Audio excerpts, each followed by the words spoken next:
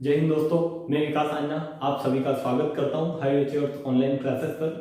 जैसा कि आप सभी जानते हैं कि हम मैथ्स को फाउंडेशन बैच में मैंने आपको लास्ट क्लास में जो है अपने जो आर्मी का जो बैच है जो स्पेशल चल रहा है उसमें मैंने आपको स्क्वायर निकालना बताया है, और जो अपना मैथ्स का फाउंडेशन बैच चल रहा है इसमें मैंने आपको यूनिट डिजिट बताया था कि आपको यूनिट डिजिट अगर निकालने का क्वेश्चन आता है तो आप कैसे यूनिट डिजिट निकाल सकते हैं इजीली। ठीक है, तो इस पर अपन ने वर्क कर लिया था, इस पर क्वेश्चन भी कर लिए थे। अब अपन को आगे पढ़ना है। आप हेडिंग डालें आगे आज की कि आज अपन पढ़ेंगे जो है वो टॉपिक क्या है कि नंबर ऑफ फैक्टर्स, या फिर आपको मैं बोलूं सिंपल लैंग्वेज में तो गुणनखंड। अगर किसी संख्या के आपसे पूछे कि कितने गुणनखंड होंगे या गुणनखंडों का योग क्या होगा, वो सब आप अपन आज इसमें डिस्कस करेंगे। तो सबसे पहले तो आप क्या करें, टॉपिक डाल लें, हेडिंग डाल लें कि नंबर ऑफ फैक्टर। फिर मैं इसमें आपको सारी डिटेल्स बताता हूं कि क्या क्या चीजें अपन इसमें पढ़ेंगे और एक्चुअली इसके शॉर्टकट जो है वो क्या है और इस पर क्वेश्चन कैसे कैसे बनते हैं। ठीक है, तो आप अच्छे से हेडिंग डालें नंबर ऑफ फैक्टर्स, या फिर फैक्टर्स हेडिंग डाल लें सिंपल गुणनखंड। ठीक है, फैक्टर्स को ही बोलते हैं गुणनखंड। ठीक है, तो सबसे पहले आपको ये देखना है या ये माइंड में रखना है कि फैक्टर होता क्या है। ये आपको समझना है कि फैक्टर का मतलब क्या है। मैं अगर लिख रहा हूं फैक्टर तो फैक्टर का मतलब क्या है। ठीक है, तो दो चीजें होती है कि मैं ले रहा हूं, मान लो एक संख्या ली मैंने, क्या 16 में एक संख्या ले रहा हूं, तो एक संख्या का एक दो चीजें हो सकती है, एक तो हो सकता है गुणज और एक हो सकता है क्या गुणनखंड। इन दोनों चीजों में आपको डिफरेंस समझना है, क्योंकि यही चीजें आपके एलसीएम एचसीएफ में भी आपको काम में आएगी। गुणज और गुणनखंड में अगर आपको डिफरेंस पता है तो बहुत सारी जगह पर ये चीज जो आपका ये जो गुणज और गुणनखंड में जो डिफरेंस है ये आपको काम में आने लग रहा होगा। ठीक है, तो सबसे पहले आपको समझना है कि गुणज क्या होता है। तो गुणज का मतलब ये है कि मैंने अगर संख्या ली 16, जैसे मैं आपको बोल रहा हूँ कि मैंने 16 लिया है और 16 को क्या निकालना है, आपको फैक्टर निकालना है। तो इसमें आपको पहले ये पता होना चाहिए कि फैक्टर होता क्या है। ठीक है, मैं अगर बोल रहा हूँ 16 के फैक्टर निकाल के बताऊं तो आपको 16 के फैक्टर का मतलब क्या होता है ये पता होना चाहिए। ठीक है, तो 16 का मतलब ये है कि आप इस 16 को अगर गुणज लिख रहे हो, 16 के गुणज लिख रहे हो मतलब या 16 के मल्टीपल लिख रहे हो, तो मल्टीपल और फैक्टर जो होते हैं दोनों अलग अलग चीजें। जो मल्टीपल है और फैक्टर है, मल्टीपल को क्या बोलते हैं गुणज, इसको बोलते हैं मल्टीपल, और इसको बोलते हैं क्या फैक्टर। ठीक है, इंग्लिश टू हिंदी इसका ये है कि गुणनखंड को फैक्टर बोलते हैं और गुणज को क्या बोलते हैं मल्टीपल। इसको गुणज भी बोल सकते हैं, गुणन भी बोल सकते हैं, जो आप अच्छा लगे कि मतलब गुणज ही क्या है मल्टीपल। और मल्टीपल का सिंपल मतलब ये है कि कोई संख्या है उसमें वो अपने मल्टीपल के फॉर्म में आगे बढ़ रही है कि ये 16 इंटू 1 है तो 16 का एक मल्टीपल ये है, फिर 16 इंटू 2 16 का एक मल्टीपल है, 16 इंटू 3 16 का एक मल्टीपल है।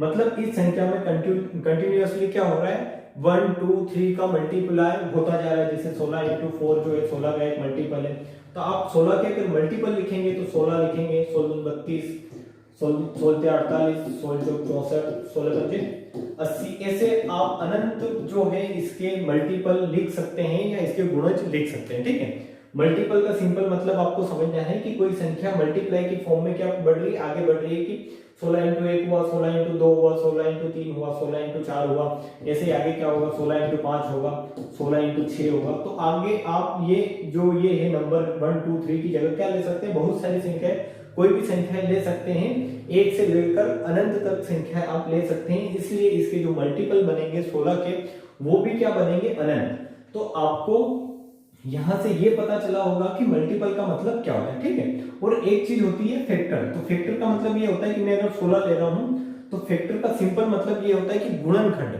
तो गुणनखंड का अगर फैक्टर में अगर गुणनखंड आ रहा है तो खंड का मतलब आपको समझना है कि इसके वो फैक्टर या इसके वो गुणनखंड जो इसको पूरी तरीके से क्या करे विभाजित करे। जैसे 1 हुआ, 1 16 को पूरी तरीके से विभाजित करेगा, उसी प्रकार जैसे 2 हुआ, ठीक है, जैसे 2 लिख रहा हूं मैं तो 2 भी 16 को पूरी तरीके से विभाजित करेगा। मतलब वो सारी संख्या है, वो सारी संख्या है जो दी गई संख्या को, जैसे मैंने 16 लिया है तो इस संख्या को पूरी तरीके से क्या करे विभाजित करे, या उन संख्याओं का इस 16 में भाग देने पर या दी गई संख्या में भाग देने पर पूरी से पूरी तरह क्या जाता हो भाग जाता हो। ठीक है, तो 1 हो गया आपका, 2 हो गया आपका, फिर 4 का भाग जाएगा, 16 में अगर 4 का भाग देंगे तो पूरा पूरा भाग जाएगा। और फिर इसी प्रकार जैसे आप 8 का भाग देते तो 8 का भी 16 में पूरा का पूरा भाग जाएगा। उसी प्रकार 16 में अगर 16 का भाग देंगे तो पूरा का पूरा क्या होगा, भाग जाएगा। तो 16 के फैक्टर अगर आपसे पूछे, अगर आपसे 16 के फैक्टर पूछे तो आप बता देंगे 16 के फैक्टर कितने होंगे, 1 2 3 4 और 5। ठीक है, आप 16 के फैक्टर कितने बता देंगे, तो कि 16 के फैक्टर कितने होंगे, फैक्टर होंगे 16 के 5, और इसके मल्टीपल कितने होंगे, तो मल्टीपल होंगे, आप बता देंगे कि मल्टीपल तो कितने होंगे, जैसा मैंने आपको बताया अभी थोड़ी देर पहले कि मल्टीपल क्या हो सकते हैं, फैक्टर तो इसके 5 है, और मल्टीपल क्या हो सकते हैं, तो मल्टीपल अनंत हो सकते हैं। और अगर मल्टीपल अनंत हो सकते हैं तो अपन मल्टीपल निकाल नहीं सकते हैं कि कितने इतने ही मल्टीपल होंगे, क्योंकि मल्टीपल तो आपको पता है अनंत तक जाएंगे, बट फैक्टर क्या होते हैं, लिमिटेड होते हैं। तो फैक्टर लिमिटेड होते हैं, इसीलिए अपन को क्या निकालना है, फैक्टर निकालना है। या फैक्टर का से रिलेशन जितने भी, मतलब फैक्टर से रिलेटेड जितने भी क्वेश्चन बनते हैं वो आपको करना है। ठीक है, तो अपन यही पढ़ेंगे आज की कोई संख्या अगर दी गई है तो उसके फैक्टर कैसे निकालते हैं। आपसे एग्जाम में क्वेश्चन भी इसी फॉर्म में पूछे जाते हैं कि ये मान लो जैसे आपको ऐसे दिया गया है कि ये 48 लिखा है, आपसे पूछेंगे 48 के कितने फैक्टर होंगे। ठीक है, तो ये जो छोटी छोटी संख्या है तो इनके तो आप फैक्टर आसानी से ऐसे निकाल लेंगे। जैसे 48 दिया है तो 48 का एक फैक्टर 1 होगा, फिर एक 2 होगा, फिर एक 3 होगा, फिर 4 होगा, फिर 5 6 होगा, 8 होगा, फिर इसी प्रकार जैसे कि 12 होगा आपका, फिर 16 होगा आपका। ऐसे आप ये जो अगर छोटी छोटी संख्याएं दी गई है तो इनके फैक्टर तो आप निकाल सकते हो। ठीक है, 16 17 नहीं होगा, 18 नहीं होगा, 19 38 नहीं होगा, 20 नहीं होगा, 21 नहीं होगा, 22 नहीं होगा, 23 24 होगा इसका फैक्टर 1, और एक फैक्टर क्या होगा 48। तो इस प्रकार अगर आपको 48 के फैक्टर पूछे तो आप इनके फैक्टर डायरेक्टली भी निकाल सकते हैं अगर संख्या क्या है, छोटी है। बट आपके जो एग्जाम में क्वेश्चन आते हैं वो ऐसे आते हैं कि मान लो आपसे पूछ ले 360 का क्या फैक्टर होगा, तो आप इसके फैक्टर अगर ऐसे निकालने बैठेंगे तो आपको बहुत टाइम लग जाएगा। ठीक है, तो अपन को उसी पर वर्क करना है कि कोई दी गई संख्या है तो उसके फैक्टर कैसे निकालते हैं। आपसे ये भी पूछ सकता है कि फैक्टर जो फैक्टर हैं उनका सम क्या होगा, मतलब उनका योग क्या होगा, ये भी पूछ सकता है आपसे। फैक्टर सम फैक्टर कितने होंगे, जैसे आपने यहाँ 48 के फैक्टर निकाले, 48 के गुणनखंड निकाले, तो सम भी आया इसमें और इसमें कुछ विषम भी है। ठीक है, इसमें कुछ सम भी है। जैसे मैं इसको थोड़ा सा छोटा एग्जांपल लेके समझते हैं अपन कि जैसे मैंने आपको बताया था कि 16 के आपने क्या निकाले, फैक्टर निकाले। ठीक है, तो 16 के फैक्टर से आपसे क्या क्या क्वेश्चन पूछ सकता है यहां से, इस टॉपिक से जो अपन को आज पढ़ना है कि एक क्वेश्चन तो ऐसा पूछ सकता है आपसे कि 16 के फैक्टर कितने होंगे, तो आप निकाल लेंगे ऐसे सिंपल। बट मैंने बोला है कि ये तरीका क्या है, गलत है, ये छोटी छोटी संख्याओं पर ही वर्क करेगा। ठीक है, उसके बाद आपसे पूछ सकता है कि 16 के गुणनखंड का क्या पूछ सकता है आपसे, योग पूछ सकता है कि इनके गुणनखंड का योग कैसे हो रहा है, जैसे 1 + 2 + 4 + 8 + 16। तो ये भी पूछ सकता है आपसे कि इनके गुणनखंडों का योग कितना होगा। उसी प्रकार आपसे पूछ सकता है कि इसके सम गुणनखंड कितने होंगे। ठीक है, आपसे जिस प्रकार क्वेश्चन पूछ सकता है वो अभी आपको बता रहा हूं, फिर अपन चलेंगे इस पर, समझेंगे इसको अच्छे से। सम गुणनखंड कितने होंगे तो आप बता देंगे, यहाँ से 2 है, 4 है, 8 है और 16 है, मतलब इसके सम गुणनखंड कितने हैं, तो आप 1 2 3 4 जो है इसके क्या है, सम गुणनखंड। ठीक है, और इसी प्रकार आपसे पूछ सकता है कि विषम गुणनखंड कितने होंगे, तो आप बता देंगे कि ये जो 1 है इसका क्या है, विषम गुणनखंड है। और टोटल गुणनखंड अगर पूछे आपसे तो कितने हैं, 1 2 3 4 और 5। ठीक है, तो टोटल है 5, जिसमें सम 4 है, विषम 1 है। ठीक है, तो इसी प्रकार आपसे बड़े बड़े क्वेश्चन भी पूछ सकता है। आपसे ये भी पूछ सकता है कि सम गुणनखंडों का योग क्या होगा, सम गुणनखंडों का योग क्या होगा, का योग पूछ सकता है आपसे। उसी प्रकार आपसे विषम गुणनखंडों का योग पूछ सकता है कि अगर विषम गुणनखंड 1 है तो उसका योग कितना होगा। यहाँ पर संख्या छोटी है कि अपन ने 16 लेकर चल रहे हैं, तो इसलिए एक ही विषम गुणनखंड आया तो उसका योग आप सिंपली निकाल सकते हैं। बट आपके पास जैसे ही यहाँ पर बड़ी बड़ी संख्याएं आएगी तो उस पर इसके जो शॉर्ट ट्रिक्स हैं या इसके जो मेथड है वो कैसे वर्क करेंगे उसको अपन को समझना है। ठीक है, तो आप अच्छे से हेडिंग डाल ली होगी आपने, और आपने ये भी लिख लिया होगा, आपको ये समझ में भी आ गया होगा कि गुणज और गुणनखंड में अंतर क्या है।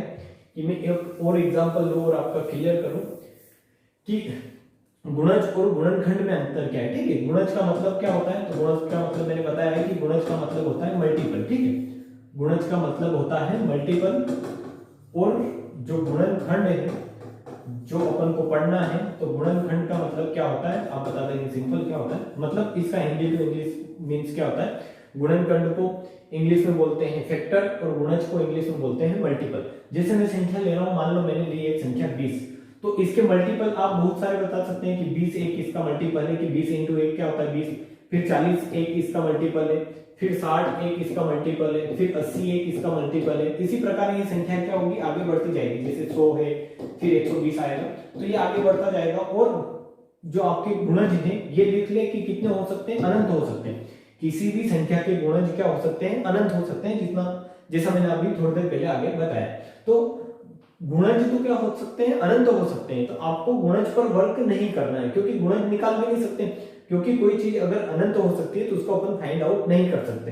But upon factor find out कर सकते हैं कि 20 के फैक्टर कितने होंगे। जैसे कि अगर मैं यहाँ फैक्टर की बात करूं, 20 के फैक्टर की बात करूं, तो आप बता देंगे कि एक फैक्टर तो क्या होगा, 1 होगा, फिर उसी प्रकार एक फैक्टर होगा इसका 2 होगा, फिर एक फैक्टर होगा 4। मतलब फैक्टर का मतलब सिंपल ये है कि ये संख्या जिन भी संख्याओं से पूरी तरीके से क्या हो जाए, कट जाए। ये 20 अपन ऐसी संख्या लें इससे छोटी या इसके बराबर, जिससे ये 20 पूरी तरीके से क्या हो जाए, कट जाए। तो 1 से कटेगा ये, 2 से कटेगा ये, 4 से कटेगा, 5 चौक 20 होता है, आपको पता है, फिर 10 दूनी 20 होता है, और फिर 20 एकम 20 होता है। तो आपसे अगर मैं ये पूछूं कि 20 के फैक्टर कितने होंगे, 20 के गुणनखंड कितने होंगे, तो आप बता देंगे कि 20 के गुणनखंड 1 2 3 4 5 और कितने होंगे, ये 6 क्या हो जाएंगे इसके गुणनखंड। ठीक है, तो आपको सिंपल ये समझ में आ गया होगा कि गुणनखंड और गुणज में अंतर क्या है। ठीक है, आपसे जैसा मैंने बताया है कि क्वेश्चन ये भी पूछ सकता है कि इनके जो गुणनखंड है, जो फैक्टर है, इनका सम क्या होगा। तो आप सम भी बता सकते हैं यहाँ से। तो सम अगर आप करेंगे तो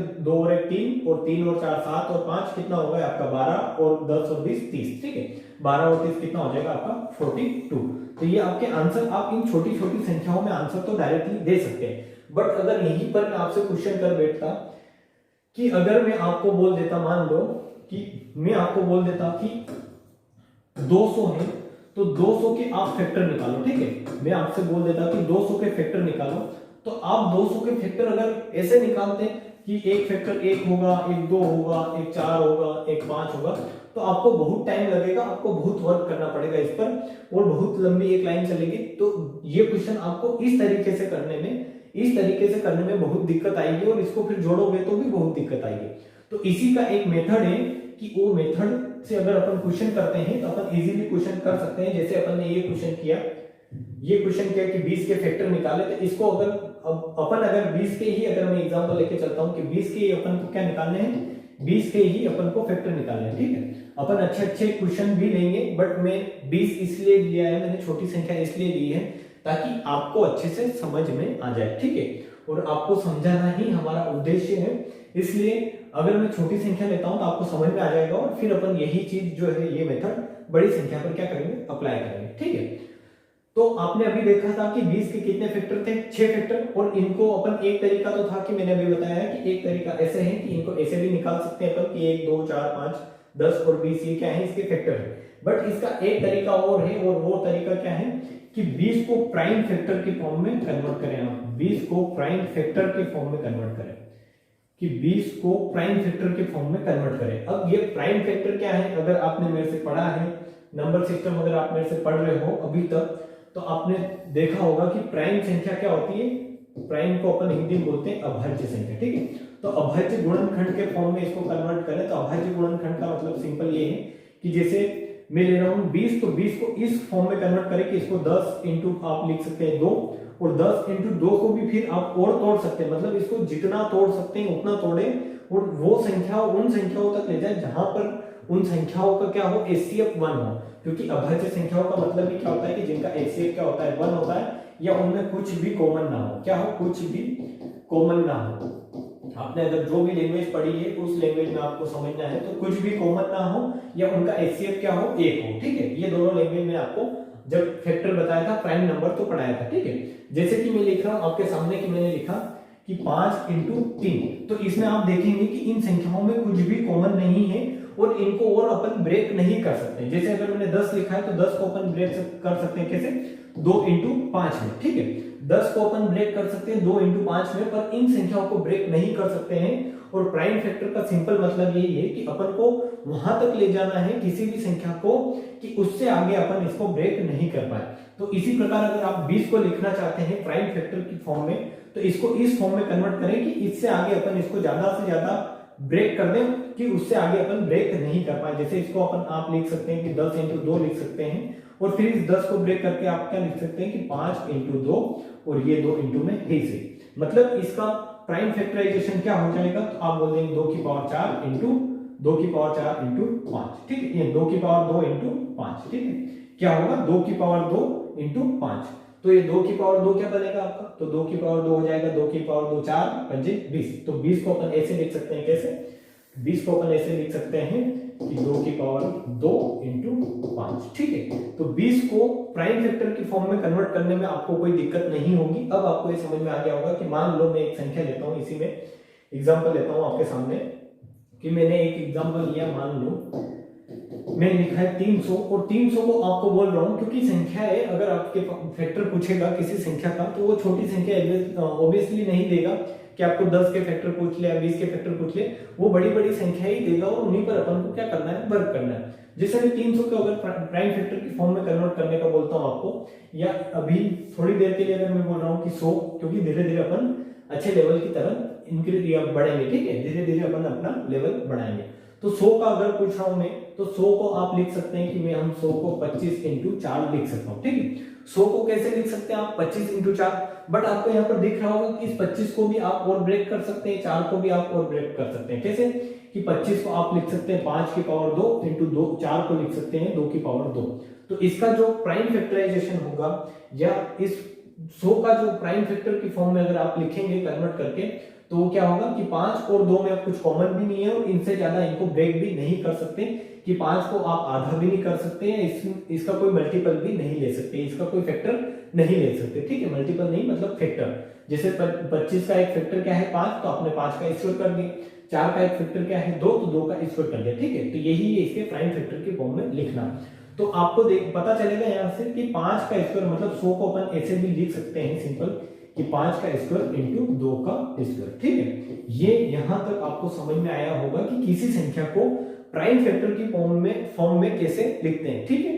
अगर आपको ये चीजें अभी भी समझ में नहीं आती, मतलब थोड़ा बहुत डाउट रहता है, तो आप क्या करें, एक संख्या लें, जैसे मान लें आपने एक संख्या ली, एक एग्जांपल और लेते हैं अपन कि आपने लिया, मान लो कि मैं ले रहा हूं, मैं 200 ही लेता हूं, ठीक है, 200 ही लेता हूं मैं। आप 200 को प्राइम फैक्टर की फॉर्म में कैसे कन्वर्ट करेंगे, तो आप यहां से बता देंगे सिंपल कि 200 को 20 मतलब 2 इंटू क्या लिख सकते हैं 100। आप ज्यादा से ज्यादा जो जीरो वाली संख्या है वो अलग कर ले कि इसको क्या लिख सकते हैं 2 इंटू 100। अब इस 100 को अभी थोड़ी देर पहले अपन ने लिखा कि 100 को अपन लिख सकते हैं 25 इंटू 4, और ये 2 तो मल्टीप्लाई में ही सही। तो आपको यहां से एक संख्या मिलेगी, क्या मिलेगी कि इस 4 को भी अपन लिख सकते हैं 2 का स्क्वायर, इस 5 को लिख सकते हैं 5 का स्क्वायर, मतलब 25 को लिख सकते हैं 5 का स्क्वायर, और इस 2 तो एज इट इज है, मतलब 2 की पावर 1 है। तो आपको पता चलेगा कि 2 की पावर 2 और ये 2 की पावर 1 मिलकर कितना हो जाएगा, 2 की पावर 3 हो जाएगा, और ये 5 का स्क्वायर एज इट इज है। मतलब आप 200 को इस फॉर्म में भी कन्वर्ट करके लिख सकते हो। जब आप इसको ब्रेक करके मतलब पूरा सोल्व करोगे तो फिर से क्या आ जाएगा 200 आ जाएगा। मतलब ये जो फॉर्म है 200 की, ये जो फॉर्म है ये क्या फॉर्म है, प्राइम फैक्टर वाली फॉर्म है, या प्राइम फैक्टराइजेशन वाली फॉर्म है इसकी, कि आपने इसको पूरा क्या कर लिया, प्राइम फैक्टर की फॉर्म में क्या कर दिया, कन्वर्ट कर दिया, ठीक है।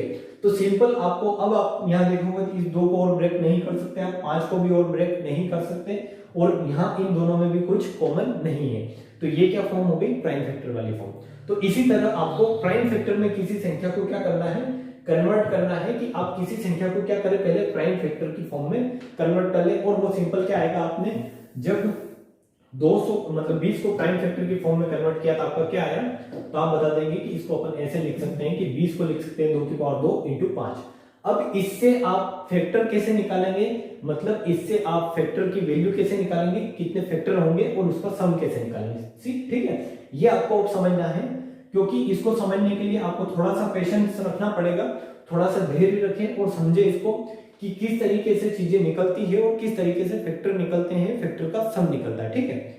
तो अपन अगर आपको बोलूं कि 2 की पावर 2 और 5 की पावर, इसको क्या लिख सकते हैं अपन 1 लिख सकते हैं, सिंपल प्राइम फैक्टर। आपने क्या किया, सिंपल इसको क्या किस फॉर्म में लिख लिया, प्राइम फैक्टर की फॉर्म में। अब अगर मैं आपको बोलता हूं कि ये जो 2 की पावर 2 है, इसको आप ऐसे लिख सकते हो, कैसे कि 2 की पावर 0, 2 की पावर 1, 2 की पावर 2।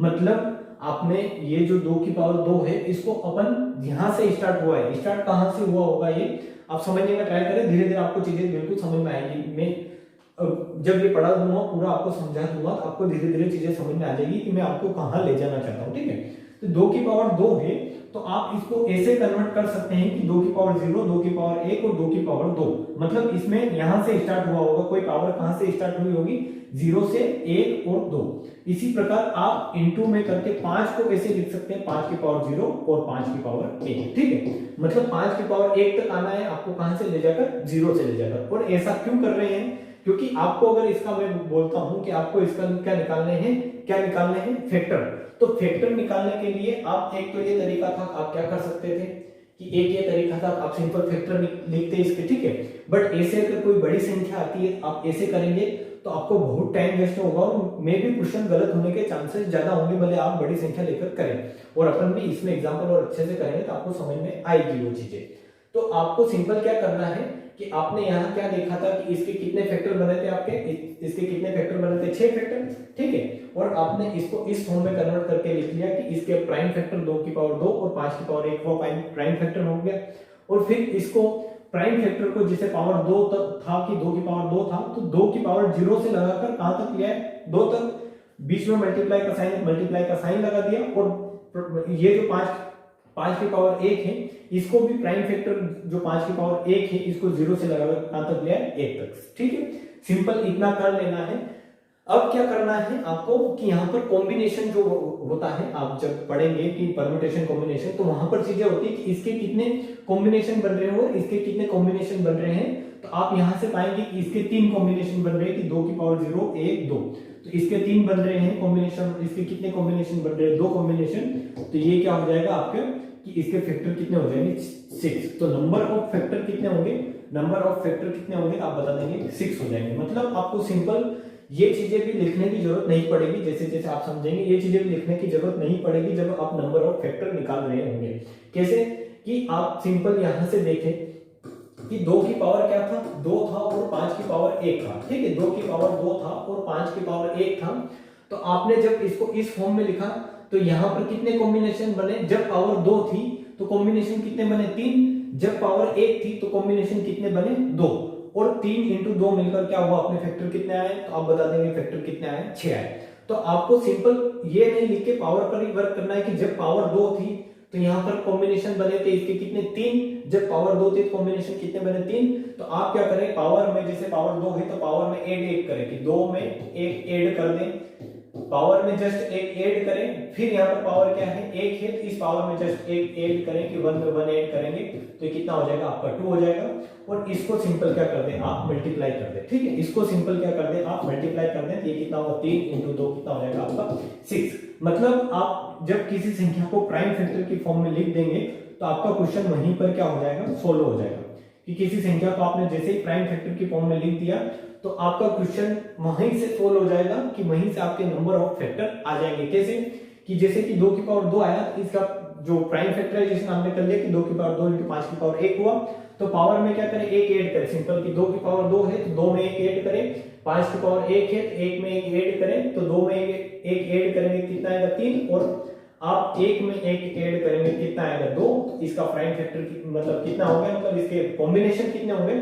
ये एक ऐड क्यों कर रहे हैं ये भी आपको पता चला होगा कि एक ऐड क्यों कर रहे हैं कि इसके कॉम्बिनेशन जो है वो कितने बनेंगे, यहाँ से 3 और यहाँ से कितने बनेंगे, 2। इसलिए अपन को पावर में क्या करना पड़ रहा है, एक ऐड करना पड़ेगा। क्योंकि पावर 1 से 2 तो होती है, 1 से कहां तक 2 तो होती है, पर 2 की पावर 0 क्या है, यहाँ पर एक्स्ट्रा है। और वो एक्स्ट्रा क्यों है ये अभी भी अपन आगे समझेंगे, जब इनका योग करेंगे तो अपन को 2 की पावर 0 की जरूरत पड़ेगी। ठीक है, तो इसके लिए आपसे यहां से क्या आ जाएगा, 6 जो हो जाएगा आपका क्या हो जाएगा आंसर। कि आपसे सिंपल अगर मैं यहाँ पर अगर आपको समझ में नहीं आया होगा, क्योंकि ये पूरा डिटेल में बता रहा हूँ तो हो सकता है मे भी आपको समझ में नहीं आए, बट मैं अगर इस पर क्वेश्चन लेता हूं कि मान लो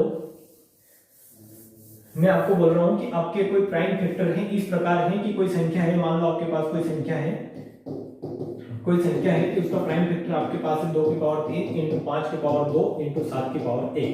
ये कोई संख्या होगी जिसका आपने प्राइम फैक्टराइजेशन किया होगा तो इस प्रकार आया होगा। और इस संख्या का बोल रहा हूं मैं आपको क्या कि आप नंबर ऑफ फैक्टर निकालें, कि गुणनखंडों की क्या निकालें, संख्या निकालें। गुणनखंडों की क्या निकाले, संख्या निकाले। तो आपको सिंपल कुछ नहीं करना है, आपको ये करना है कि इसकी पावर पर वर्क करना है कि पावर कितनी है, 3 2 1। तो पावर में जस्ट एक करें, एक ऐड करें, पावर में जस्ट क्या करें, एक ऐड करें। तो 3 + 1 कितना होगा, 4 होगा, इंटू 2 + 1 कितना होगा, 3 होगा, इंटू 1 + 1 कितना होगा, 2 होगा।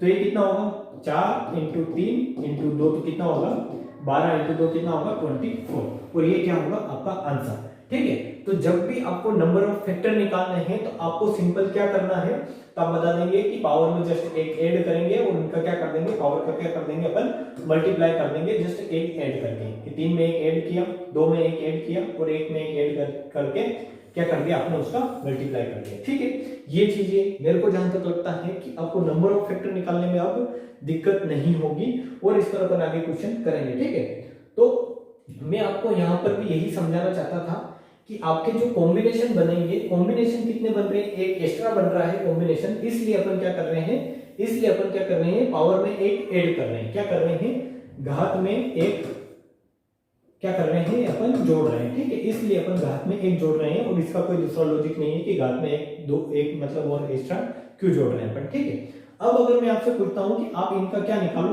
अपन ने नंबर ऑफ फैक्टर तो निकाल लिया, मतलब गुणनखंड की संख्या तो निकाल ली अपने। ऐसे क्वेश्चन हो सकता है कि गुणनखंडों की संख्या निकाले, खंडों की संख्या निकाले, तो वो आपको निकालनी आ गई होगी। इस क्वेश्चन में तो आई गई होगी, आगे और क्वेश्चन करेंगे तो उन पर भी अपन वर्क करेंगे। अगर आपसे मैं पूछता हूं कि 20 के गुणनखंडों का सम निकाले, गुणनखंडों का योग निकाले। ठीक है, गुणनखंडों का योग निकाले, तो योग कैसे निकालेंगे कि आप एक ऐसे भी तरीका, ये तरीका कर सकते हैं, बट ये बड़े क्वेश्चन में नहीं होगा, पर ऐसे कर सकते हैं कि इनको जस्ट क्या करें, ऐड करें।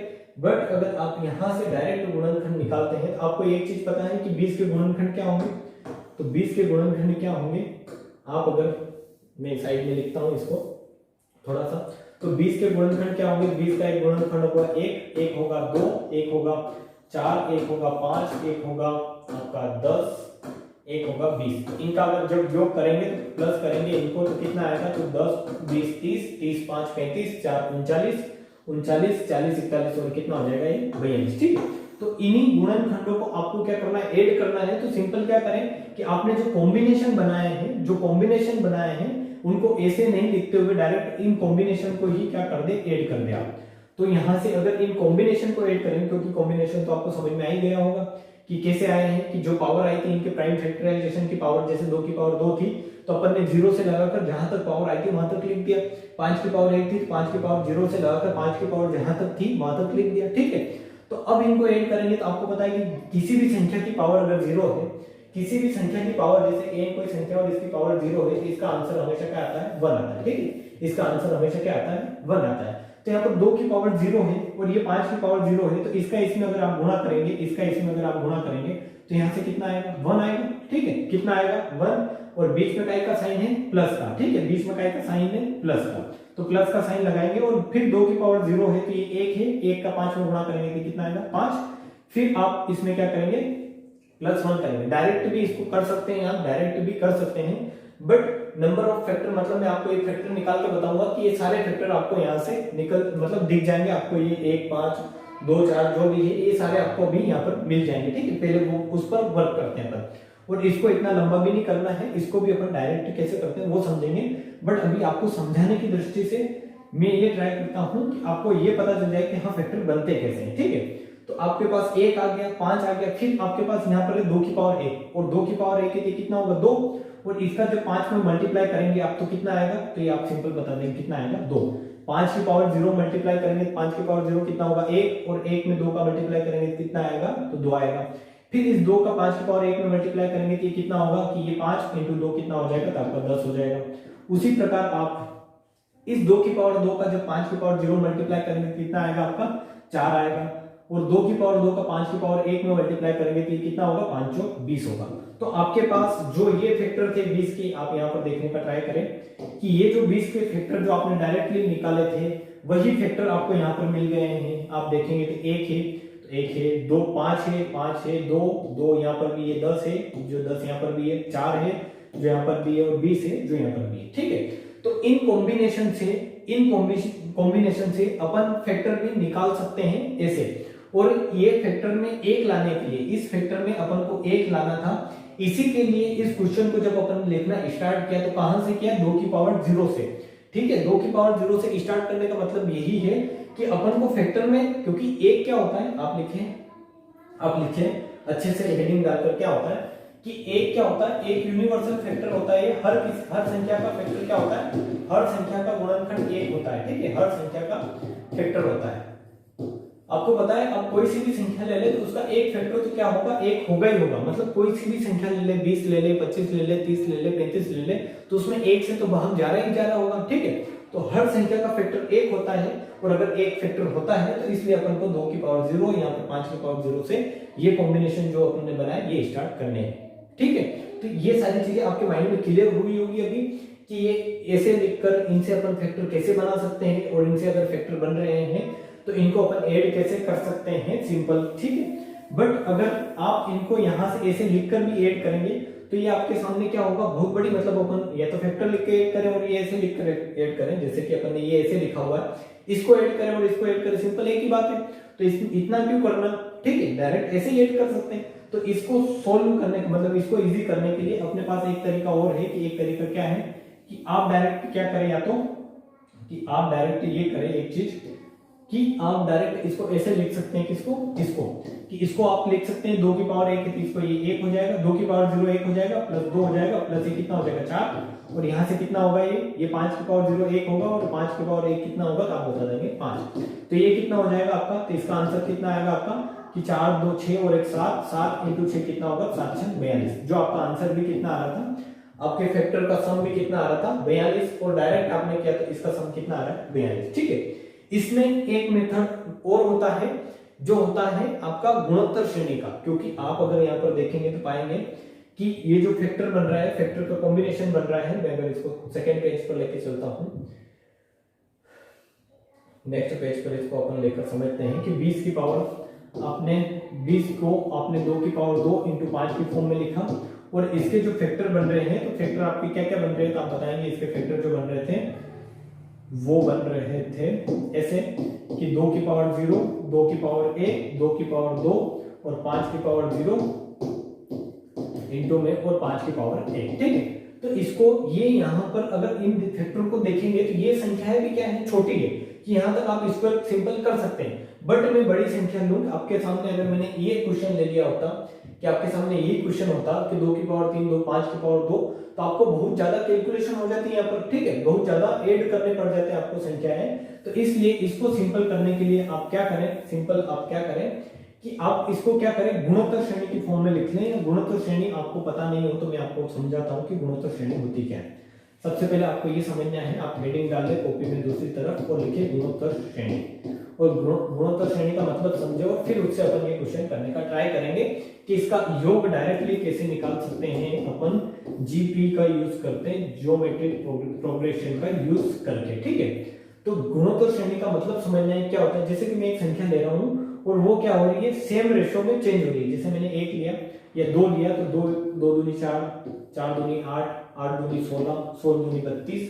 ठीक है, 16 दूनी क्या हो रही, 32 हो रही। मतलब ये जो संख्या है ये एक सेम रेशो में चेंज हो रही है कि इसमें भी 2 का मल्टीप्लाई हो रहा है, इसमें भी 2 का मल्टीप्लाई हो रहा है, इसमें भी 2 का मल्टीप्लाई हो रहा है, इसमें भी 2 का मल्टीप्लाई हो रहा है। आगे ऐसे ही कॉमन रहेगा ये कि 2 का मल्टीप्लाई जो ये रेशो है, ये जो मल्टीप्लाई है ये सेम रहेगा कि 2 का ही मल्टीप्लाई होगा, यहाँ से भी 2 का होगा, और ये चीजें क्या होंगी आगे सेम चलती रहेगी ऐसे। ठीक है, तो इसी श्रेणी को जब भी ऐसी श्रेणी आपके सामने दिखे या ऐसी संख्याएं दिखे तो इसको ही क्या बोलते हैं अपन, ज्योमेट्रिक प्रोग्रेशन, या इसको ही बोलते हैं अपन क्या, गुणोत्तर श्रेणी। इसका स्टैंडर्ड जो फॉर्म होता है वो आपको मैं समझाता हूँ। देखिए, अगर आपने 9th 10th क्लास में अगर पढ़ा है तो आपने 2 श्रेणियां पढ़ी होगी, एक तो समांतर श्रेणी और एक पढ़ी होगी क्या, गुणोत्तर श्रेणी। ठीक है, तो गुणोत्तर श्रेणी मैंने आपको बताया कि क्या होती है गुणोत्तर श्रेणी, जो इस फॉर्म में चेंज होती है, जो मल्टीपल के फॉर्म में चेंज होती है। सिंपल आपको ये याद रखना है कि मल्टीपल के फॉर्म में चेंज होती है। जैसे यहाँ पर कई का मल्टीप्लाई हो रहा है, 2 का मल्टीप्लाई हो रहा है, यहाँ पर 2 का हो रहा है, यहाँ पर भी 2 का, यहाँ पर भी 2 का, और हर टर्म में क्या हो, सेम संख्या का मल्टीप्लाई हो रहा हो या सेम संख्या से डिवाइड हो रहा हो। ठीक है, सिंपल कुछ भी हो सकता है, या तो मल्टीप्लाई हो सकता है या डिवाइड हो सकता है, जो भी क्वेश्चन के अकॉर्डिंग अपन को देखना है कि कौन सी श्रेणी आपको दी गई है। ठीक है, और एक श्रेणी होती है समांतर श्रेणी। तो समांतर श्रेणी का मतलब क्या है कि जैसे 2 से 4 हो रहा है, 4 से 6 हो रहा है, 6 से 8 हो रहा है, तो इसमें हर टर्म में क्या हो रहा है, 2 ऐड हो रहा है, ठीक है, 2 ऐड हो रहा है। तो यहाँ पर जब भी ऐड हो या जब भी दो संख्याओं के बीच का गैप समान हो, कि यहाँ पर भी 2 का गैप, यहाँ पर भी 2 का गैप, यहाँ पर भी 2 का गैप, आगे ये गैप क्या रहेगा, ऐसे ही बढ़ता रहेगा। तो यहाँ पर जो है वो ऐड हो रहा है और यहाँ पर क्या हो रहा है, मल्टीपल हो रहा है। तो जहां पर मल्टीपल हो उसको बोलेंगे गुणोत्तर श्रेणी, और जहां पर ऐड हो उसको बोलेंगे क्या अपन, समांतर श्रेणी। तो समांतर श्रेणी अपन यहाँ पर कहीं काम नहीं आएगी, तो अपन इसको एक अच्छे से अलग टॉपिक लेकर समांतर और गुणोत्तर श्रेणी अच्छे से पढ़ेंगे। बट अभी आप लिखें कि गुणोत्तर श्रेणी का जो n पदों का योग होता है, n पदों का जो योग होता है वो क्या होता है, तो आप इसमें सिंपल लिखेंगे a r की power n minus 1 upon r minus 1। गुणोत्तर श्रेणी के n पदों का जो योग होता है, मतलब जैसे मैं आपको ये गुणोत्तर श्रेणी का स्टैंडर्ड फॉर्म लिखता हूँ। क्या गुणोत्तर श्रेणी का स्टैंडर्ड फॉर्म क्या होता है कि ये a है तो a इंटू आर हो रहा है, फिर इसमें क्या हो रहा है, r का मल्टीप्लाई हो रहा है, फिर इसमें r का मल्टीप्लाई हो रहा है, फिर डॉट डॉट डॉट ऐसे कहां तक चलेगी, a r की पावर n माइनस 1 तक। n माइनस 1 का सिंपल मतलब ये है कि इसमें टर्म कितनी है, तो आप देखेंगे ये टर्म तो कितनी है कि n टर्म है, पर r कितने हैं, r है एक कम है, r यहाँ पर एक ज्यादा होना था, r अगर यहाँ पर भी होता जैसे इसमें 5 टर्म है, ठीक है, मैं लिखता हूँ जैसे इसमें 5 टर्म है कि ये यहाँ तक चल रहा है कि a r और a r की पावर 4 a r की पावर 5, मतलब जैसे इसमें अगर आप देखेंगे कितनी है टर्म, कितनी है मतलब पद कितने हैं, तो आप देखेंगे 1 2 3 4 5 6 पद है। इसमें पद कितने हैं, तो 6 पद है, बट r कितने हैं, तो आप r देखेंगे 1 r 2 r 3 r 4 और 5 r, मतलब जितने पद हैं उससे r जो होगा, जो रेशियो होगा, मल्टीपल होगा, वो एक कम होगा। इसलिए आपको क्या करना है, सिंपल जो कॉमन टर्म होगी वो क्या होगी, एक कम होगी, इसलिए इसको ऐसे लिखा जाता है। इसकी जो स्टैंडर्ड फॉर्म ऐसे है कि a r square a r cube dot dot dot a r की पावर n माइनस 1। n की वैल्यू आप कुछ भी अपनी अकॉर्डिंग रख सकते हैं, या जो क्वेश्चन में दे रखी है वो ले सकते हैं। तो n का यहाँ पर क्या है रोल, n का रोल है कि n यहाँ पर है पदों की संख्या की, कितने पद है, ठीक है, पदों की संख्या। जैसे इस श्रेणी में कितने पद है, 1 2 3 4 5, तो यहाँ पर n बराबर कितना हो जाएगा 5, ठीक है। उसी प्रकार यहाँ पर a का जो रोल है वो क्या है कि a है आपका प्रथम पद, ठीक है, a क्या है प्रथम पद, a क्या है प्रथम पद। जैसे यहाँ पर 2 है तो 2 क्या हो जाएगा a की वैल्यू, ठीक है। तो अगर आपको ऐसी संख्या दे रखी है, ऐसी श्रेणी दे रखी है, और इसका क्या निकालना है आपको, उसका क्या निकालना है आपको, योग निकालना है कि इन सब का योग करके बताओ। जैसे मैं अगर यहीं पर बोलता हूं कि इस श्रेणी का मेरे को योग करके बताओ आप, तो इसका योग करने का आपको सिंपल फॉर्मूला मिल गया। आप एक तो ये चीज कर सकते हैं कि इन सबको क्या करें, ऐड करें, 2 4 6 8 6 और 8 करेंगे 14 और 16 कितना होगा आपका 30, और 30 करेंगे कितना होगा 66 होगा। तो इसको ऐसे नहीं करके आप एक और तरीका है उस तरीके से करेंगे तो ये इजी होगा। कैसे कि आप सिंपल क्या करें कि आप ये फॉर्मूला लगाते a r की power n minus 1 upon r minus 1। तो a क्या हो जाएगा, a आप सिंपल लिख देंगे क्या हो जाएगा 2। a क्या हो जाएगा प्रथम पद कितना है 2, r कितना है, तो r कॉमन टर्म देखना है आपको कि कॉमन रेशियो किस फॉर्म में चेंज हो रहा है। तो यहाँ पर भी 2 का मल्टीपल हो रहा है, ये मतलब रेशियो देखना है कि किस फॉर्म में रेशियो चेंज हो रहा है। तो यहाँ पर भी 2 का मल्टीपल हो रहा है, यहाँ पर भी 2 का मल्टीपल हो रहा है, यहाँ पर भी 2 का मल्टीपल हो रहा है, यहाँ पर भी 2 का मल्टीपल हो रहा है, मतलब सारी संख्याओं में क्या हो रहा है 2 का गुणा हो रहा है। तो ये जो रेशियो है या अनुपात है वो क्या है 2 आ जाएगा। और n क्या है, n क्या है तो पदों की संख्या, मतलब r भी लिख ले, आप r लिख ले कि क्या है कॉमन रेशियो, ठीक है, कॉमन रेशियो है कॉमन, या फिर आप लिख ले कि कॉमन रेशियो ही लिख ले आप, हिंदी में ज्यादा जाएंगे तो समझ नहीं पड़ेगी आपको, कॉमन रेशियो लिख ले, ठीक है। तो आपको जो कॉमन रेशियो की वैल्यू क्या हो जाएगी 2 हो जाएगी, और n का पदों की संख्या कितनी हो जाएगी, तो आप बोल देंगे 1 2 3 4 और 5 पद हो जाएंगे, और -1 अपॉन में क्या करना है आपको r माइनस 1। तो r कितना है आपका, तो r आप बता देंगे 2 है, 2 - 1 करेंगे कितना हो जाएगा आपका 1, ठीक है। तो नीचे से तो ये वैल्यू आ गई 1, और ये कितना होगा आपका, तो 2 की पावर 5 कितना होता है आपको पता है 32, 32 - 1 होगा 31, तो 2 × 31 कितना हो जाएगा आपका 62। जो आप इनको ऐड करोगे तो भी कितना आएगा 62 ही आएगा, ठीक है।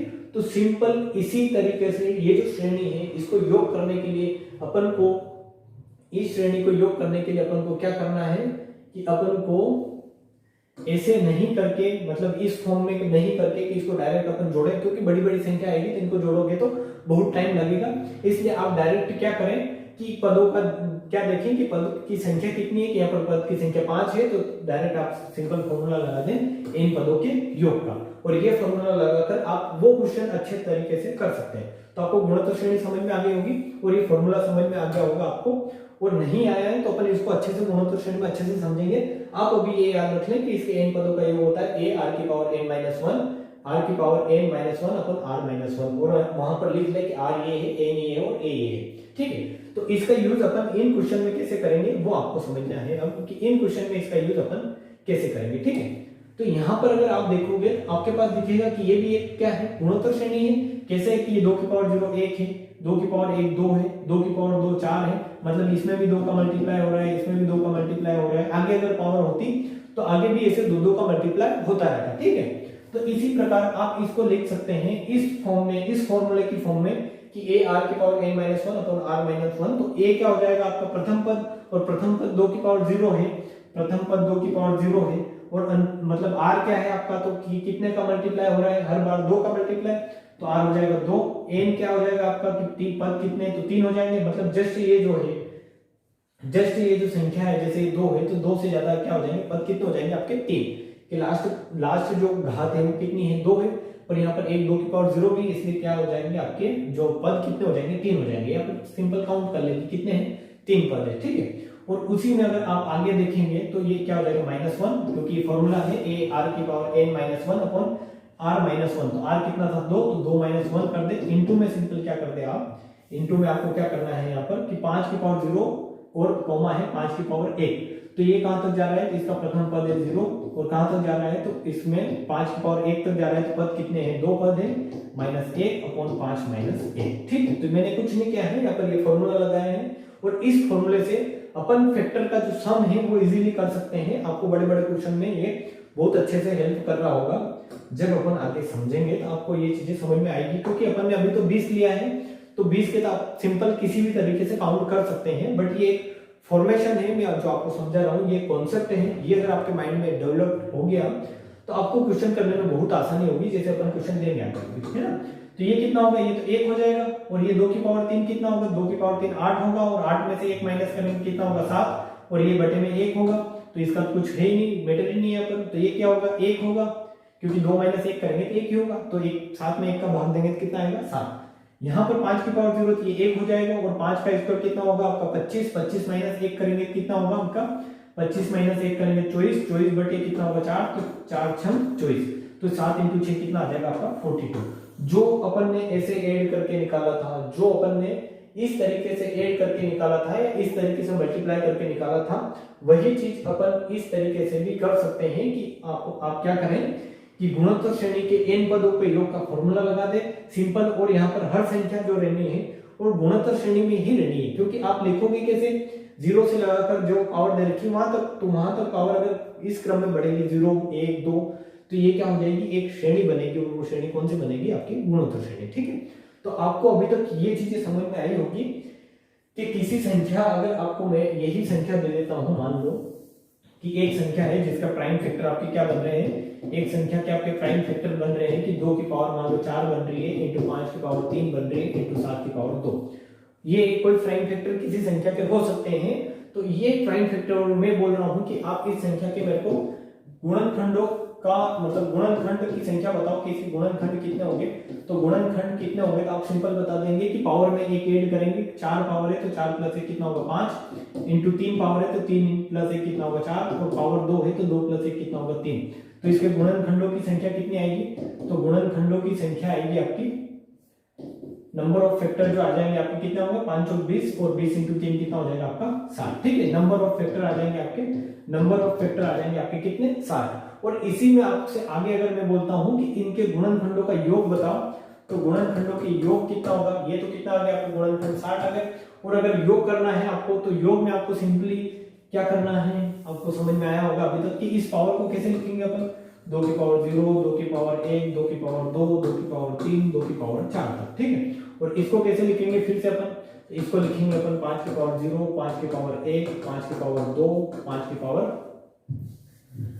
पावर 2, 5 मतलब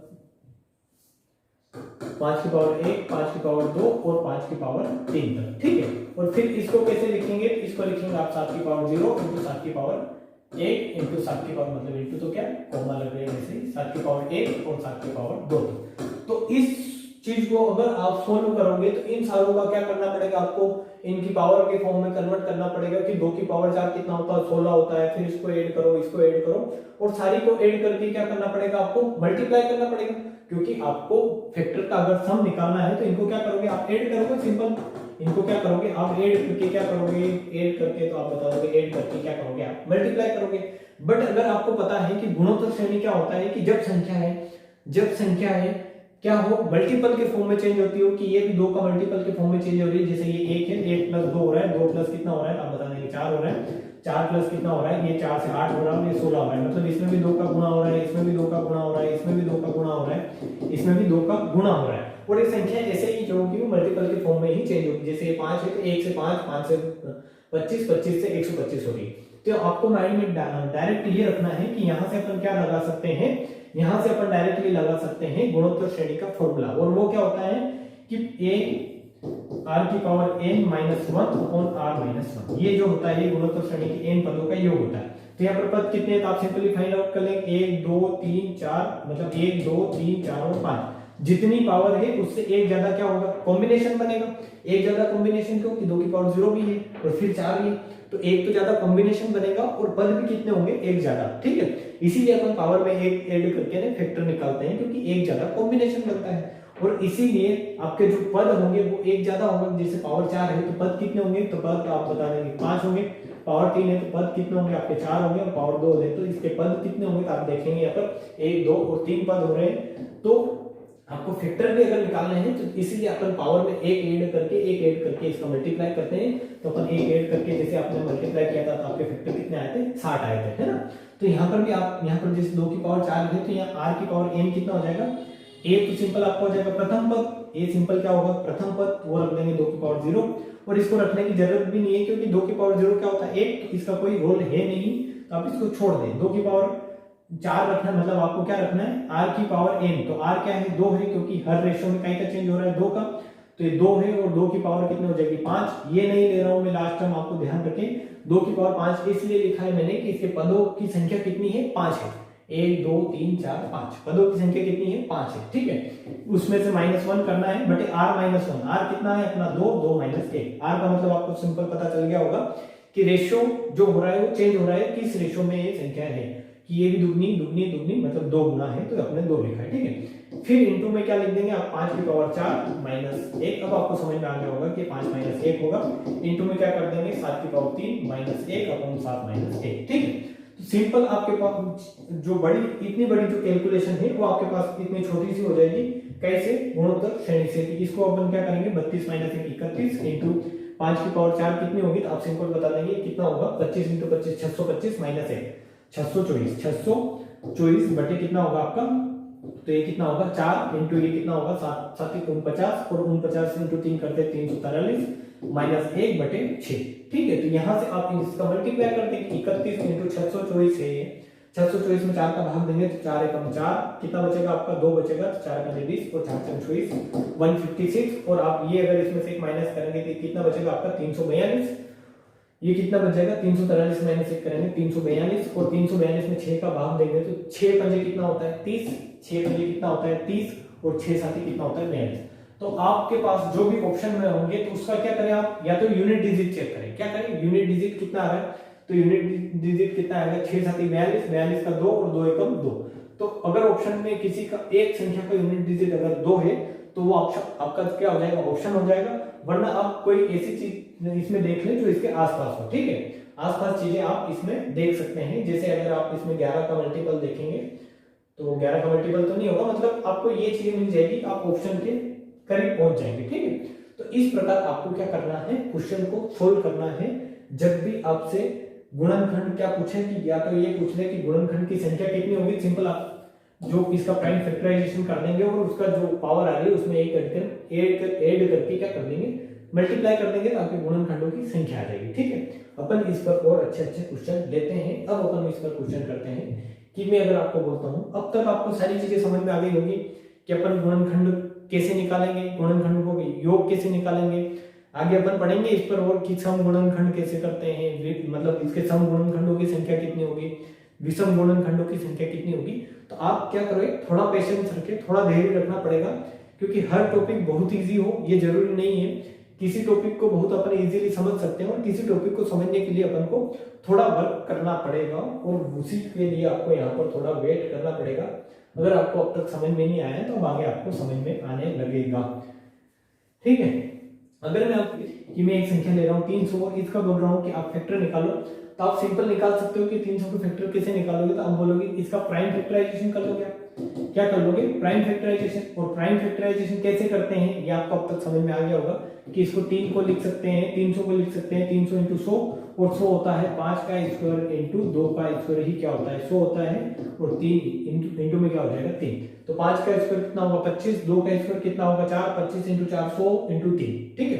तो इसके अगर फैक्टर निकालने हैं, इसके अगर आपको फैक्टर निकालना है तो मैंने बताया है कि पावर में जस्ट क्या करो, एक ऐड करो, कि पावर यहाँ पर एक है तो एक में एक ऐड करोगे कितना आएगा 2, मतलब एक जोड़ोगे तो पावर में एक जोड़ोगे कितना आएगा 2। पावर का मतलब होता है घात, ठीक है। घात में एक जोड़ोगे तो कितना आएगा, एक में एक जोड़ोगे 2 होगा। फिर यहाँ पर घात कितनी, इसकी 5 की घात 2 है, तो इसमें 2 में एक जोड़ोगे कितना होगा 3, और इस 2 में एक जोड़ोगे कितना होगा 3। तो इसके फैक्टर कितने होंगे, 3 क्या 9 और 9 दूनी 18, मतलब 300 के फैक्टर कितने होंगे। तो आप सिंपल बता दोगे कि 300 के फैक्टर कितने होंगे, तो आप 300 के फैक्टर बता दोगे कितने होंगे 18, या 300 के गुणनखंड कितने होंगे 18। अब आपसे ये भी पूछ सकता है कि 3 से जो 18 गुणनखंड है, 300 के जो गुणनखंड है 18, आप अगर इनको ऐसे लिखने चलोगे कि 1 होगा 2 होगा 3 होगा 6 होगा, तो ये बहुत लंबा हो जाएगा और 18 फैक्टर लिखोगे और उसमें गलती होने के चांसेस हैं। इसलिए आप ऐसे काउंट करें कि 300 फैक्टर कितने होंगे 18, प्राइम फैक्टराइजेशन कर ले सिंपल और उसके फैक्टर काउंट कर ले कितने होंगे 18, ठीक है। यहाँ तक समझ में आया होगा आपको। उसके बाद आपसे अगर मैं ये पूछता हूँ कि अगर इनका योग कितना होगा, फैक्टर का योग कितना होगा, गुणनखंड तो आपने निकाल लिया कि गुणनखंड कितना है 18, और इनका अगर योग करते हैं तो योग मैंने बताया है कि योग कैसे चलेगा, कि आप इस 3 को कैसे लिखोगे, 3 की पावर 0, 3 की पावर 1, फिर इस आप 5 की पावर 2 को कैसे लिखोगे, 5 की पावर 0, 5 की पावर 1, 5 की पावर 2, और उसी प्रकार आप 2 की पावर 2 को कैसे लिखोगे कि 2 की पावर 0, 2 की पावर 1, 2 की पावर 2। यहाँ पर जो कॉम्बिनेशन बन रहे हैं तो आप देखो कॉम्बिनेशन कितने बन रहे हैं, 1 था तो कॉम्बिनेशन 2 बन रहे, पावर 2 थी तो कॉम्बिनेशन 3 बन रहे, पावर 2 थी तो कॉम्बिनेशन 3 बन रहे। इसीलिए अपन ने क्या किया है, पावर में एक एक ऐड किया है कि इसकी कॉम्बिनेशन 2, इसकी कॉम्बिनेशन 3, इसकी कॉम्बिनेशन 3, और पावर में एक एक ऐड करके अपन ने क्या निकाला है फैक्टर। और उसका ऐड करने का सिंपल लॉजिक भी अब पता चल रहा होगा आपको कि ऐड क्यों किया है, क्योंकि पावर में एक ऐड इसलिए करते हैं क्योंकि इसकी कॉम्बिनेशन जो है, जो पावर है उससे एक ज्यादा कॉम्बिनेशन बनता है, जैसे आपको पता चल रहा है यहाँ से देखकर, ठीक है। और अगर इसको ऐड करना है तो इसको ऐड करने की मतलब इस फैक्टर का सम निकालने के बहुत सारे तरीके हैं। उन तरीकों में से एक तरीका ये है कि आप सिंपल क्या करें, इनको ऐड कर लें, इनको सिंपल ऐड कर लें आप कैसे, कि 3 की पावर 1, ये 3 की पावर 0 क्या होगा 1 होगा, और 3 की पावर 1 कितना होगा 3 होगा, ठीक है। 3 की पावर 0 कितना होगा 1, 3 की पावर 1 होगा, 3 की पावर 1 कितना होगा 1, बीच में क्या है मल्टीप्लाई, तो मल्टीप्लाई का साइन लगा दें। फिर उसके बाद आपके पास आएगा 5 की पावर 0, तो 5 की पावर 0 क्या करेंगे आप, तो 5 की पावर 0 होगा 1, फिर 5 की पावर 1 कितना होगा 5, और 5 की पावर 2 कितना होगा आपका 25, ठीक है। और इनको भी ऐड करें, और फिर कितना होगा 2 की पावर 0 है तो ये कितना होगा 1, 2 की पावर 1 होगा 2, 2 की पावर 2 होगा 4। और इन सिंपल को क्या करें, जस्ट इनको क्या करें, सिंपली इनको ऐड करके मल्टीप्लाई कर दें कि कितना होगा 4, 25 5 30 और 1 31 इंटू ये कितना होगा 4 2 6 और 1 7, ठीक है। तो 31 इंटू 7 हो जाएगा आपका 7, और 3 7 21 217, ठीक है। 7 21 217 इंटू 4 कर देंगे आप, ठीक है। इंटू कितना कर देंगे 4, तो ये कितना होगा 4 2 8, मतलब 7 चौक 28 का 8, और हासिल मतलब 28 का 8 हासिल 2, 4 2 6 और 4 2 8, 868 कितना हो जाएगा आपका, मतलब क्या हो जाएगा आपका आंसर, ठीक है। इसके फैक्टर का सम कितना हो जाएगा आप बता देंगे, फैक्टर का सम हो जाएगा 868। और यहाँ पर अगर कैलकुलेशन मिस्टेक अगर हो कहीं तो आप देख लें और अपना छोटा भाई समझ कर मेरे माफ करें, क्योंकि कैलकुलेशन मिस्टेक होती रहती है। अगर छोटी मोटी हो तो आप देख लें, अगर ऐड करने वगैरह कहीं हो गई तो आप इसको देख लें, पर इसका जो तरीका है मैंने आपको बता दिया है कि सिंपल ऐसे आप इसको कर सकते हैं। अब मैंने आपको एक तरीका और बताया था, एक तरीका और क्या बताया था वो आपको मैं ट्राई करता हूं कि वो भी समझ में आ जाए। तो वो तरीका इससे भी बेटर है, और वो क्या है मैंने आपको अभी थोड़ी देर बताया, पहले बताया है कि गुणोत्तर श्रेणी, ठीक है। गुणोत्तर श्रेणी का वर्क करना है आपको कि गुणोत्तर श्रेणी का योग क्या होता है कि a की पावर मतलब a r की power n minus one upon r की power n minus one upon r minus one क्या होता है, गुणोत्तर श्रेणी के n पदों का क्या होता है, योग होता है। तो यहाँ पर गुणोत्तर श्रेणी आप लगाएंगे तो यहाँ तो जरूरत नहीं है, वैसे एक सिंपल कितना आ जाएगा 3 और 1 4, बट आप लगाएंगे तो क्या होगा कि ये तो प्रथम पद 1 है, प्रथम पद 3 की पावर 0 1 है, तो इसका कोई लेना देना है नहीं, तो ये कितना होगा 3 की पावर 2 माइनस 1 अपॉन 3 माइनस 1, ठीक है। 3 की पावर 2 इसलिए आया है कि यहाँ पर पद कितने हैं 2, ये चीजें आप समझ में आ गई होगी आपको। यहाँ होगा 5 की पावर 3 माइनस 1 अपॉन 5 माइनस 1, यहाँ पर हो जाएगा आपका 2 की पावर 3 माइनस 1 अपॉन 2 माइनस 1, ठीक है। तो ये कितना होगा आपका, तो ये बोल देंगे 3 का स्क्वायर कितना होता है, तो 3 का स्क्वायर होता है 9, 9 माइनस 1 8, 8 बटे 2 कितना होगा 4, 4 इंटू 5 का स्क्वायर 100 मतलब 5 का क्यूब 125, 125 माइनस 1 124, 124 बटे 4 कितना होगा, तो 124 बटे 4 करेंगे तो आपका कितना होगा, तो 3 चौक 12 और 3 एकम 3, 3 चौक 12 3 एकम 3 इनटू आपको क्या करना है 2 की पावर 3 कितना होता है 8, 8 माइनस 1 करेंगे कितना, मतलब 2 की पावर 3 कितना होता है 8, 8 माइनस 1 करेंगे तो 7, 7 बटे 1 कितना होगा 7। और यही चीज अपन ने थोड़ी देर पहले भी करी थी, और इसी को मल्टीप्लाई करके लिखेंगे कितना आएगा आपका 7 एकम 7 और 7 21 217, और मतलब 217 और कितना हो जाएगा ये 4, ठीक है। तो ये कितना होगा आपका 868, 17 चौक 34 है ना 17, हाँ मतलब 868 आ जाएगा, ठीक है। 17 चौक 68 और ये कितना हो जाएगा आपका 800, ठीक है। तो यहाँ से आप इस तरीके से भी कर सकते हैं किसी क्वेश्चन के फैक्टर का सम निकालने के लिए। और ये क्वेश्चन ऐसा नहीं है कि मैं आपको यूं ही मजे करवा रहा हूँ, यहाँ पर ऐसा नहीं है, इससे एग्जाम में क्वेश्चन बनते हैं, और एग्जाम में क्वेश्चन बनते हैं आपको इस तरीके से करने, ठीक है। इस तरीके से अगर आप क्वेश्चन करते हैं तो आपका टाइम 1 मिनट के अंदर आप क्वेश्चन करने की कंडीशन में आ जाते हैं, या 20 से 30 सेकंड में जो क्वेश्चन करते हैं, जो बोलते हैं क्वेश्चन 30 सेकंड में कैसे किया जाता है, वो ऐसे करते हैं जब आप, तो आपके माइंड में क्या हो जाता है, मतलब जो चीजें हैं आपका जो टाइम है वो सिंपली आप बचा सकते हैं, ठीक है। इसी पर एक क्वेश्चन और लेता हूं मैं, आपको एक क्वेश्चन और लेकर आपको ट्राई करता हूं समझाने का। तो एक क्वेश्चन और अगर मैं लेता हूं कि मैंने आपको दिया, मान लो कि मैं दे रहा हूं 196, मतलब 1960 ले रहा हूं मैं, 1960 के मेरे को फैक्टर बताओ कि इसके गुणनखंड कितने होंगे, ठीक है। गुणनखंड कितने होंगे, तो आप इसके गुणनखंड कैसे बताओगे, तो गुणनखंड में सिंपल आपको क्या करना है, पहले आप बोल दो हमें क्या करना है कि हमें प्राइम फैक्टराइजेशन करना है। अब तक तो आपको चीजें समझ में आ गई होगी कि किसी संख्या के गुणनखंड करना है तो उसमें प्राइम फैक्टराइजेशन करना है, क्योंकि 1960 को ऐसे अगर गुणनखंड की फॉर्म में लिखने जाओगे तो घूम जाओगे आप पेपर और पेन में, ठीक है। तो इसलिए आपको क्या करना है, स्मार्ट वर्क करना है। क्या करना है, स्मार्ट वर्क। और स्मार्ट वर्क क्या है कि आपको इसको प्राइम फैक्टर की फॉर्म में कन्वर्ट करें तो ये कितना होगा, आप बोल सकते हैं कि 14 × 14 इंटू क्या होगा 10, क्योंकि 196 क्या होता है 14 × 14। आपको नंबर की नॉलेज अच्छी होनी चाहिए ताकि आप क्या करें कि इन क्वेश्चन को इजीली कर पाए। कि मैं अगर आपके सामने लिख रहा हूँ, मैंने लिखा 256, तो आपको ये पता नहीं है कि 256 क्या होता है, आपके माइंड में ये आना चाहिए कि 256 क्या होता है, कि 16 का स्क्वायर करते हैं तो 256 आता है। मैं लिख रहा हूँ आपके सामने 1331, तो आपको ये भी पता नहीं होगा कि 1331 क्या होता है, ठीक है। तो इसके लिए आपको वर्क करना पड़ेगा कि 1331 12 का क्यूब होता है। मैं आपके सामने लिख रहा हूँ 1728, तो आपको ये पता होना चाहिए कि 12 का क्यूब होता है, ठीक है। इन चीजों पर आपको वर्क करना पड़ेगा, आपको इनके साथ लड़ना पड़ेगा, तब आपको क्या होगा, मतलब इसके प्रैक्टिस करनी पड़ेगी। लड़ने का मतलब ये नहीं कि आप लड़ने लग जाए, प्रैक्टिस करनी पड़ेगी, तब आपके साथ आपके लिए जो चीजें होंगी या जो मैथ्स होगा वो क्या होगा, इजी होगा, ठीक है। प्रैक्टिस मेक्स मैन परफेक्ट, और प्रैक्टिस मेक मैथ्स परफेक्ट, ठीक है। Man and maths that's very common है ना। तो आप यहां से अगर इसको करते हैं तो आप कैसे करेंगे कि ये कितना होगा 7 × 2, ठीक है। 7 × 2 लिख सकते हैं इसको 7 × 2, क्योंकि चीजों को जहां तक वो कट रही है, ब्रेक हो रही है, वहां तक इनको ब्रेक करें, ठीक है। और इसको लिख सकते हैं 5 × 2, तो आप यहाँ लिखेंगे 1 2 2 2, तो ये कितना होगा 2 की पावर 3 इंटू ये 7 और 7 7 की पावर 2 इंटू 5 की पावर 1। इसको 1960 को आप ऐसे भी लिख सकते हैं प्राइम फैक्टर की फॉर्म में, कैसे 2 की पावर 3 इंटू 7 की पावर 2 इंटू 5 की पावर 1, ठीक है। मैंने कुछ नहीं किया है, सारा कुछ आपके सामने ही किया है कि 1900 को 14 × 14 लिखा तो 196 आया, और इसमें 10 का गुणा करते हैं तो 1960 आता है। 14 को 7 × 2 लिख सकते हैं, 14 को 7 × 2 लिख सकते हैं, 10 को 5 × 2 लिख सकते हैं। यहाँ पर 2 की पावर 1 2 की पावर 1 2 की पावर 1, तो 2 की पावर कितनी हो गई 3, 5 की पावर 1 थी तो 5 की पावर 1 ही रहेगी, 7 की पावर 1 है, 7 की पावर 1 है तो 7 की पावर कितनी हो गई आपकी 2, ठीक है।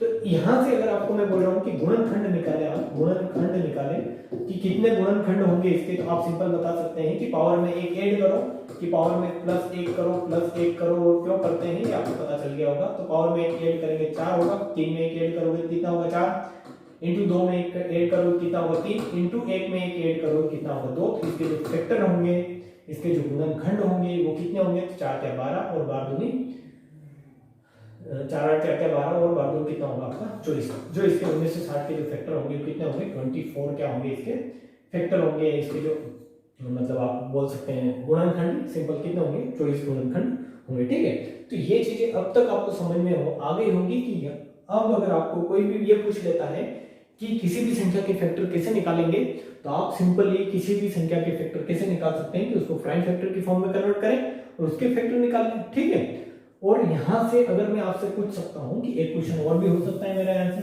दो चीजें अपन ने पढ़ी है आज कि एक तो फैक्टर गुणनखंड निकालना और उनका योग निकालना कि कितने गुणनखंड होंगे, गुणनखंड है उनका योग कैसे आएगा। तो योग निकालना है तो आपको पता है कि योग सिंपल आप कैसे निकालोगे। आपको अगर योग निकालना है तो आपको सिंपल क्या करना है कि जीपी लगा देना। जीपी का फॉर्मूला कि a की पावर n माइनस 1, a की पावर n मतलब a इंटू आर की power n minus 1 upon r minus 1। ठीक है, a r की power n minus 1 upon r minus 1। और इन सब का मतलब पता है कि n है टर्म्स कितने पद है, r क्या है कि कॉमन रेशियो है, a क्या है प्रथम पद है। तो आपको पता है प्रथम पद यहाँ पर भी 0 आएगा, यहाँ पर भी 0 आएगा, यहाँ पर भी प्रथम पद कितना आएगा 0। तो इसका कोई लेना देना नहीं है। r की पावर n है तो n कितना होगा 3 से जस्ट एक ज्यादा। तो ये क्या हो जाएगा आपका, ये क्या हो जाएगा, इसको करके देखिए, इस फॉर्म में लिख कर देखिए 2 की पावर 0, 2 की पावर 1, 2 की पावर 2, 2 की पावर 3। ठीक है, फिर यहाँ से आप लिखेंगे तो 5 7 की पावर 0, 7 की पावर 1, 7 की पावर 2 और फिर 5 की पावर 0, 5 की पावर मैंने लिख भी दिया है क्योंकि मेरे को पता है आप लोग में लग जाएंगे अगर ज्यादा समझ में नहीं आया तो। ठीक है, कि कैसे आए तो आप यहाँ से देखेंगे तो पद कितने हैं तो 4 है, तो ये कितना होगा 2 की power 4 minus 1 upon 2 minus 1। R है जो है, आर की वैल्यू क्या है 2 है क्योंकि कॉमन रेशियो क्या है इसमें क्या है 2 है। ठीक है, इसमें कॉमन रेशियो कितना है 7 है, तो ये क्या हो जाएगा 7 की पावर कितनी हो जाएगी 3 क्योंकि पद कितने हैं 3। जस्ट पावर अगर यहाँ पर 2 है तो इससे एक ज्यादा पद होंगे कि 3 माइनस 1 अपॉन 7 माइनस 1 इंटू क्या हो जाएगा आपका 5 की पावर 2 माइनस 1 अपॉन 5 माइनस 1। ठीक है, तो ये कितना आएगा 2 की पावर 4 कितना होता है 16 माइनस 1 15, तो ये 15 का 15 ही रहेगा क्योंकि 2 माइनस 1 कितना होगा 1। 7 की पावर 3 होता है 343 माइनस 1 बटे 6 तो कितना हो जाएगा आपका शायद तक 31 नहीं आएगा, ये 57 आएगा आई थिंक, या फिर करके देख लेते हैं अपन कि 7 की पावर 343 और 343 माइनस 1 342 बटे कितना होगा 6, तो 6 पंजे 30 और 6 7 42 और ये कितना होगा 25 माइनस 1 24, 24 बटे 5 कितना होगा आपका, तो 24 बटे मतलब 4 कितना होगा, यहाँ से 5 माइनस 1 कितना हो जाएगा 4 और ये कितना हो जाएगा 24, तो 4 6 24, तो ये कितना होगा 6 और इसका जस्ट मल्टीप्लाई करेंगे तो आपका क्या आ जाएगा सम ऑफ फैक्टर्स 1960 के गुणनखंडों का योग। तो ठीक है, आपको ये सारी चीजें समझ में आ गई होगी कि मैंने सबसे पहले आज आपको बताया है कि गुणनखंड होता क्या है, गुणज क्या होता है। गुणज अनंत हो सकते हैं, किसी संख्या के गुणज क्या हो सकते हैं अनंत हो सकते हैं, तो इस पर अपन को कोई लेना देना नहीं है। अपन को काय से लेना देना है, ओनली गुणनखंड से। गुणनखंड कितने हो सकते हैं तो आप बता दें, गुणनखंड लिमिटेड रहते हैं और अपन काउंट कर सकते हैं इनको। ठीक है, और काउंट कर सकते हैं तो उसी पर अपन ने वर्क किया है किसी संख्या के गुणनखंड कैसे निकालते हैं। जैसे गुणनखंड आप ऐसे भी निकाल सकते हैं, बट छोटी संख्या है जैसे 20 के गुणनखंड ये तो 5 6 जितने भी होते हैं ये, ठीक है।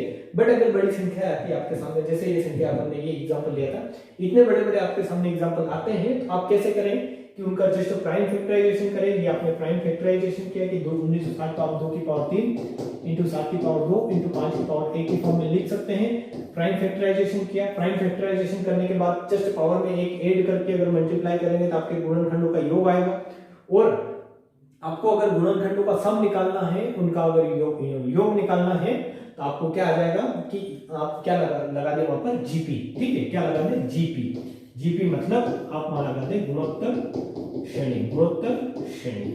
ठीक है, तो ये सारी चीजें आपको समझ में आई होगी। अब अपन को जो कल पढ़ना है वो क्या पढ़ना है कि मैंने आपको एक चीज बताई है कि यहाँ पर इसमें आपसे पूछ सकता है कि सम फैक्टर कितने हैं। ठीक है, सम फैक्टर मतलब इसके इवन मल्टीपल कितने हैं, ये इवन मल्टीपल मतलब इवन फैक्टर कितने हैं और ऑड फैक्टर कितने हैं। जैसे ये 20 लिखा है तो 20 के इवन फैक्टर कितने हैं, तो आप बताएंगे कि ये भी इवन है, मतलब ये भी सम है, ये भी सम है, ये भी सम है, ये भी सम है।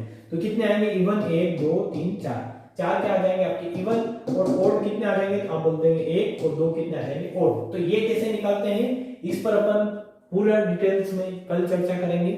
तो आज तक अगर आपको लेकर आज का जो लेक्चर अगर समझ में आया है तो मेरे को कमेंट करें, कमेंट करके बताएं कि हाँ हमें समझ में आया है।